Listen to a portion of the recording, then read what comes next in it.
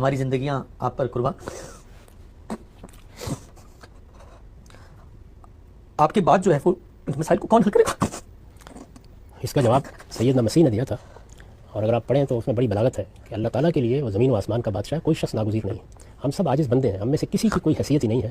انہوں نے اس کو اس طرح بیان کیا تھا کہ پروردگار اگر چاہے تو وہ ہر اینٹ کے نیچے سے ابراہیم پیدا کر دے.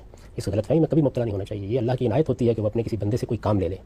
یعنی اللہ تعالیٰ کی دنیا میں نہ ان لوگوں کی کبھی کمی ہوئی ہے جو اللہ کے دین کو سمجھتے اور بیان کرتے ہیں، نہ کسی دور میں اس طرح کا کوئی معاملہ پیدا ہوا ہے. اگر آپ پچھلی تاریخ پر نگاہ اٹھا کے دیکھیں تو ہر دور میں اللہ تعالیٰ ایسے جلیل القدر لوگ پیدا کرتا رہتا ہے کہ جو اپنے اپنے زمانے کے لحاظ سے لوگوں کے لیے تشفی کا سامان کرتے ہیں. کسی بندے کو اپنے بارے میں یہ خیال بھی نہیں کرنا چاہیے. اس دنیا میں خدا ہی کی حکمت اور اسی کے قانون اور قدرت کی کار فرمائی ہے.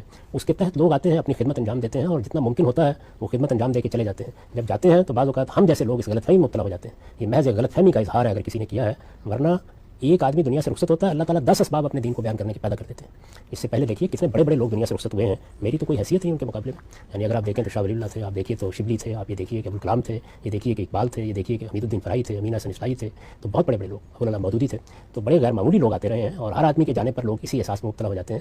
یہ اللہ کی دنیا ہے، اس میں ایک کے بعد دوسرا شخص آتا رہتا ہے. اللہ تعالیٰ اگر اس میں کوئی وقفہ بھی پیدا کرتے ہیں تو وہ بھی ان کی حکمت پر منحصر ہوتا ہے. تو میں تو ایک طالب علم ہوں، طالب علمانہ خدمات میں نے انجام دی ہے. آپ یقین رکھیے کہ جب میری آنکھیں بند ہوں گی تو اللہ اپنے دین کے لیے ہزار اسباب پیدا کرے گا. اور میں تو اس غلط فہمی میں مبتلا بھی نہیں ہوں کہ میں نے کوئی بڑی خدمت انجام دی ہے. میری تمام خدمات بالکل وہی ہیں جو ایک معمولی درجے کے طالب علم کی ہوتی ہیں. میں تو اپنے استاد کے ساتھ تعلق کو بھی ہمیشہ اس طرح بیان کرتا ہوں کہ میں ان کے ہاں پچھلی صفوں میں بیٹھنے والے طالب علموں سے ایک طالب علم تھا. تو میرے نزدیک اس طرح کے خیالات اپنے قریب بھی نہیں آنے دینے چاہیے. سارا تعلق اس پروردگار سے رکھنا چاہیے. ہمارے پاس اللہ کی کتاب قرآن مجید موجود ہے.